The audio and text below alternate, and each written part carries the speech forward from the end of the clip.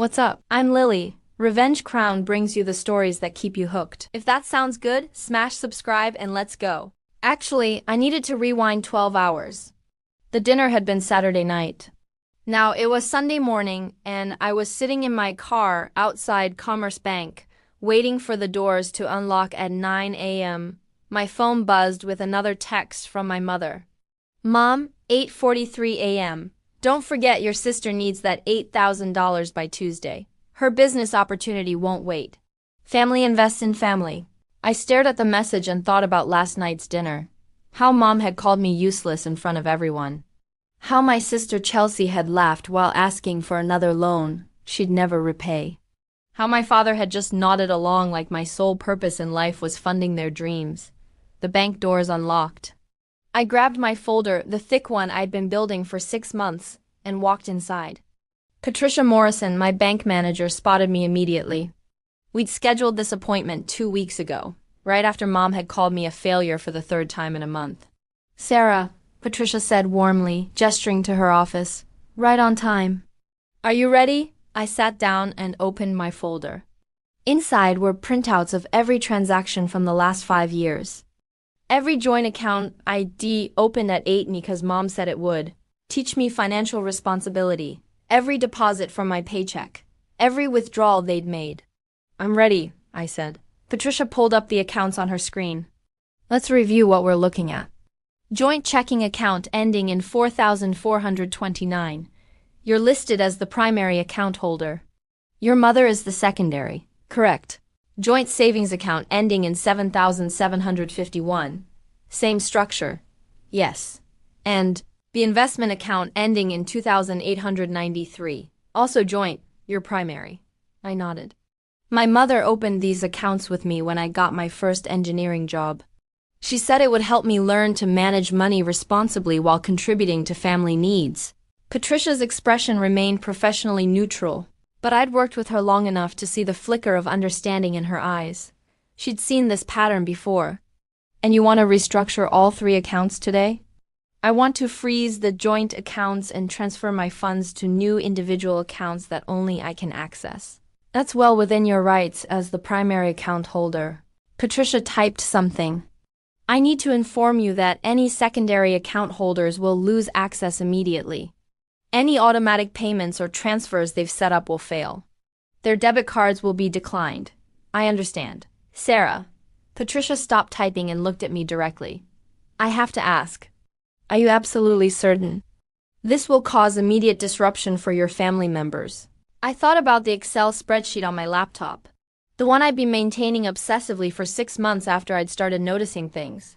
Mom's mortgage payment. $2,400 monthly. I'd been paying it for 3 years. Total. $86,400. Mom's car lease. $624 monthly for 2 years. Total. $14,976. Chelsea's business investments. 11 different ventures, none successful. Total. $43,200. Dad's credit card debt I'd paid off twice. $8,300. Various family emergencies. That were actually vacations, shopping sprees. And home renovations. $31,890. Grand total. $184,766. Money I'd earned. Money I'd deposited. Money they'd spent like it was theirs. I'm certain, I said. Patricia nodded and began typing. I'll process this immediately. All funds from the joint accounts will be transferred to your new individual accounts. I'll issue you new debit cards and account numbers. The joint accounts will be frozen as of, she checked her computer clock. 9:47 a.m. I watched her work, feeling strangely calm, no racing heart, no shaking hands. Just clarity. Done, Patricia said 15 minutes later. The joint accounts are frozen. Your new accounts are active. Here are your temporary cards. The permanent ones will arrive in 5 to 7 business days. She handed me a folder with all my new account information. Sarah, one more thing. When they contact the bank and what would you like us to tell them? The truth. That I'm the primary account holder and I've exercised my right to restructure my accounts. That all transactions were legal and documented. Would you like me to speak with them personally if they come in? Yes, please. Patricia wrote something on a sticky note and attached it to a file. I'll make sure I'm the one who handles any inquiries about these accounts. And Sarah, I know this isn't easy, but in my 20 years as a bank manager, I've never seen someone regret setting financial boundaries with family. I've only seen people regret not doing it sooner. I left the bank at 10:23 a.m. and drove to my office. My phone stayed silent for exactly 47 minutes. The first call came at 11:10 a.m. Chelsea, I let it ring. 11:18 a.m. Mom, I declined the call. 11:24 a.m. Chelsea again. 11:31 a.m. Dad, 11:45 a.m. A number I didn't recognize. Probably Chelsea calling from a friend's phone. By lunch, I had 14 missed calls. I silenced my phone and went to the cafeteria, where my coworker Brian immediately noticed something different. You look like you just won the lottery, he said. Better, I just got my life back. He didn't ask for details, just smiled knowingly. Brian had set boundaries with his own family 2 years ago. He understood. The texts started arriving in clusters. Chelsea, 12:47 p.m. Sarah, call me now. My card declined at lunch. This is embarrassing. Mom, 1:03 p.m. I don't know what you did, but the mortgage payment bounced. Call me immediately. This is serious. Dad, 1:15 p.m. Your mother is very upset. Whatever you've done, fix it now. Chelsea, 1:34 p.m. Are you kidding me right now? The bank said the account is frozen. What is wrong with you? Mom, 2:08 p.m. I called the bank. They said you froze everything, after everything we've done for you. You ungrateful child. I read each message once, felt nothing and went back to work. My phone buzzed 63 times by 5 p.m. when I left the office. At 5:47 p.m., my mother appeared at my apartment building. I watched her through the security camera as she pressed my buzzer repeatedly. I didn't answer. After 10 minutes, she left. That evening, I poured a glass of wine and finally read through all the messages systematically. Chelsea's messages evolved from confusion to anger to panic. Her card had declined at 3 different places. Her gym membership payment bounced. She tried to transfer money to cover her phone bill and discovered she had no access. Mom's messages shifted from demanding to accusatory. The mortgage company had called. Her car payment bounced. She'd gone to the bank and some woman named Patricia had showed her account documentation proving I owned everything. Dad's messages were shorter but angrier. I was being selfish. I was tearing the family apart. I'd always been difficult. At 8:15 p.m., my phone rang. I recognized the number. It was my mother's lawyer, Tom Hendricks. I'd known Tom since I was a kid. He'd handled my parents' estate planning, I answered. Sarah, it's Tom Hendricks. Your mother asked me to call you. Hi, Tom. She says you've frozen her bank accounts. Is that accurate? I've restructured joint accounts where I was the primary holder. She was a secondary account holder. That's within my legal rights. Silence. Then, Sarah, were you funding these accounts? Every deposit for the past 5 years came from my paycheck. I have documentation. More silence. And your mother was withdrawing funds? Extensively. I have transaction records, Tom sighed. Then you haven't done anything illegal. Joint accounts belong to the primary holder. But Sarah, this is your mother. Surely there's a way to... Tom, in the past 5 years, I've deposited $184,766 into those accounts. My family has spent all of it. I have detailed records. If my mother wants to dispute this legally, I'm prepared for that conversation. Another long silence. I'll speak with your mother. For what it's worth, Sarah, I'm sorry you're in this position. We hung up. I felt a tiny crack in my composure. Tom had always been kind to me, but it sealed over quickly. I'd made my decision. Day 2 brought 41 more calls and texts. Chelsea showed up at my office building, but security didn't let her pass the lobby. She called me from the lobby phone, crying, saying I was ruining her life. I didn't go downstairs. Mom left a voicemail that started with accusations and ended with something that sounded almost like begging. Sarah, please, I don't understand why you're doing this. We're family.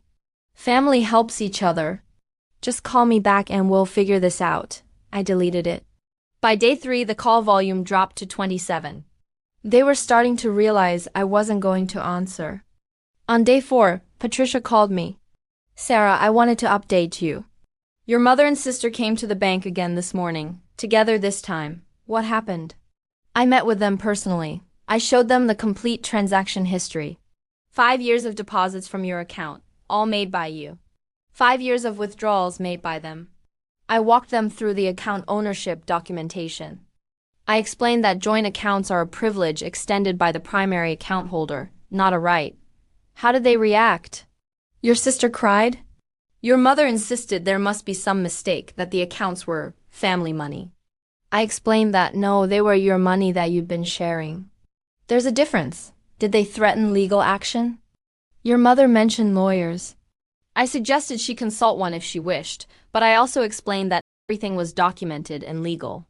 She didn't seem eager to pursue it once I mentioned that discovery would reveal the full transaction history. Thank you, Patricia. One more thing. Your sister asked if there was any way to appeal to you or negotiate access. I told her that was between you and your family, but that from a banking perspective, the accounts were permanently restructured. She'd need to open her own accounts and fund them herself. After we hung up, I sat in my car in the parking garage and cried for the first time since freezing the accounts. Not from guilt, from relief, from the sheer exhaustion of carrying people who'd never once asked if I was tired. Week 2 brought a shift. The angry messages stopped. In their place came attempts at manipulation. Mom, day 9. Sarah, I've had time to think. Maybe we should talk. I miss you. Chelsea, day 11. Hey sis, I got a job interview. Maybe we can grab coffee and I can tell you about it? Miss talking to you. Dad, day 13. Your mother's birthday is coming up. It would mean a lot if you came to dinner. We can put all this behind us. I didn't respond to any of them. My Aunt Rachel called Mom's older sister. Unlike Tom, she didn't work for my parents. Sarah, it's Aunt Rachel. I heard about what happened. I braced myself for another guilt trip. I just wanted to say I'm proud of you. I nearly dropped my phone. What? Honey, I've watched your mother lean on you since you graduated college. I've watched Chelsea drain you dry. I've bitten my tongue for years. Because it wasn't my place, but what you did. Setting that boundary? That took courage. Mom says I abandoned the family. Rachel laughed sharply. Your mother spent $184,000 of your money, and she's calling you the problem? Sarah, that's not family. That's exploitation with a holiday card attached. We talked for an hour. She told me stories I'd never heard about how Mom had been the same way with their parents, always expecting to be funded. About how Chelsea had learned entitlement from watching Mom operate. About how I'd been cast in the role of responsible one before I was old enough to refuse it. You're not the villain here, Rachel said before we hung up. You're just the first person who said no. 1 month after the freeze, my life had transformed in ways I hadn't expected. My savings account, $13,847, growing by $3,200 every month now that I wasn't funding other people's lives. My stress level, dramatically lower, no emergency calls, no guilt trips, no surprise family obligations that cost thousands. My phone, quiet. Mom called once a week now, leaving brief voicemails asking me to call back. Chelsea had stopped entirely. Dad sent occasional texts that I ignored. I'd started therapy with Dr. Kim Chun, who specialized in family financial abuse. Yes, that's what she called it. Financial abuse. You were the family ATM, Dr. Kim said during our 3rd session. They didn't see you as a person with your own needs. They saw you as a resource to be extracted. But they're my family. Family doesn't mean unlimited access to your bank account. Family doesn't mean you're obligated to fund their choices. Real family respects boundaries. I'd also joined a support group for adult children of financially manipulative parents. Hearing other people's stories so similar to mine they could have been copied made me realize how common this pattern was, and how rare it was for someone to break free. 6 weeks after the freeze, Chelsea texted, I got the job. I'm paying my own rent now. It's hard, but I'm doing it. I'm not asking for anything. Just wanted you to know. I read it 3 times, looking for the angle. Found none. Didn't respond anyway. She could do hard things on her own. She didn't need my validation. 2 months after the freeze, Mom sent a different kind of message. Your father and I have adjusted our budget. We're managing. I still don't understand why you did this, but we're making it work. I hope you're happy.